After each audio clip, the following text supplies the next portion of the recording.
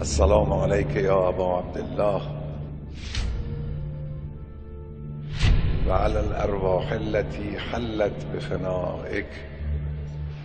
عليك مني سلام الله أبدا ما بقيت وبقي الليل والنهار، ولا جعله الله آخر العهد من زيارتك. السلام على الحسين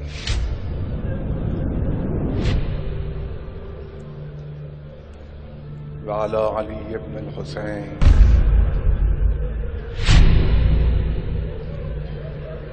وعلى أولاد الحسين وعلى أصحاب الحسين الذين بذلوا مهجهم دون الحسين عليه السلام.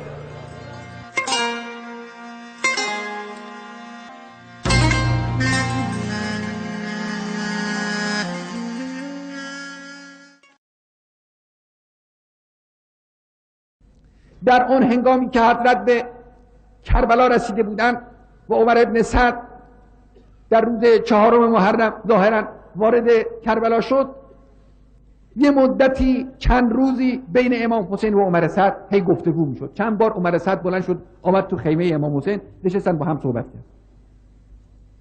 در یکی از این صحبت ها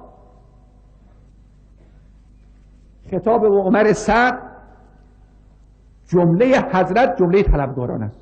و عمر سعد میگه حالا اینجا ببینید، شما تصور بعد رو بکنید، امام حسین یک کسی است که قیام کرده و حالا آمده توی این بیابان به حسب ظاهر گیر افتاده و محاصره شده. ظاهر قضیه این بود دیگه.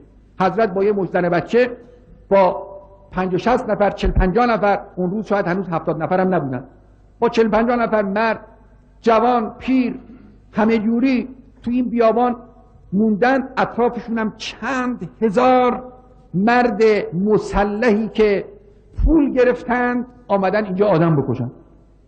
حیوانهای وحشی، همون اصلان الفلواتی که خود حضرت در مکه فرمودن و کأنی با اوصالی تتقطعها اصلان الفلوات بین النوامیس و کربلا، همون گرگهای درنده گرسنه صحرایی، شمشیرها دستشون، نیزه ها دستشون و دهانهای بازشون رو منتظر طعمه های امیر عبیدالله قرار دادن. یه عده اینجوری امام حسین محاصره کردن. خب ظاهر قضیه این است که حسین ابن علی اینجا گیر افتاده دیگه.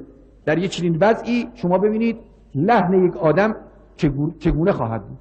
حالا هم فرمانده همون لشکری که علی الظاهر پیروز هست آمده تو خیمه امام حسین.